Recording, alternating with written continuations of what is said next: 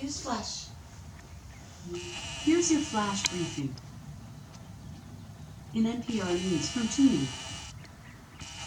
Live from NPR News in Washington, I'm Corva Coleman. Iraq's Interior Ministry says the death toll from yesterday's bombings in Baghdad has risen to 151 people.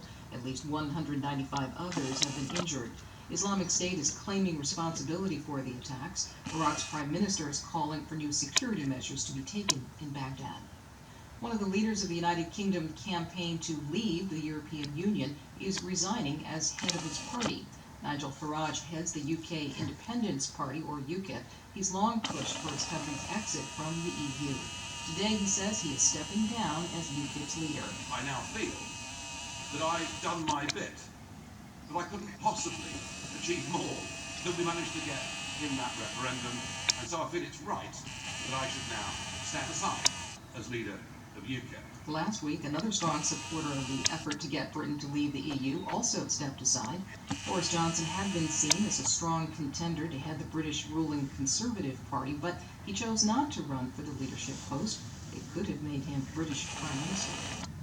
China has barred all ships from entering parts of the South China Sea this week while it conducts naval exercises.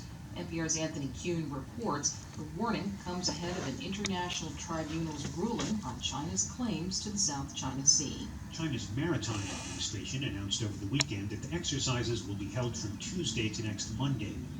All ships are instructed to stay clear of an area reaching from the east of Hainan Island, China's southernmost province, into waters around the Paracel Islands, which are claimed by both China and Vietnam. The tribunal is expected to rule against China next Tuesday. Beijing has said it will ignore the ruling. Meanwhile, the official China Daily reports that Beijing is offering to hold negotiations with the Philippines if Manila agrees to also ignore the ruling. Anthony Kim, NPR News, Beijing.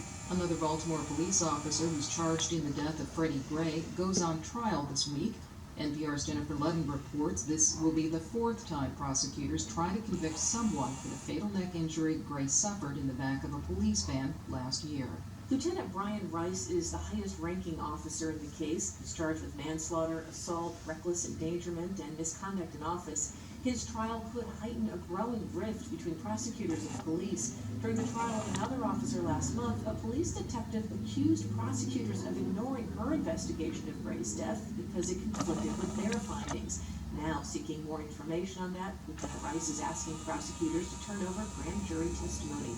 So far, one trial has ended in a hung jury, and 2 police officers have been acquitted.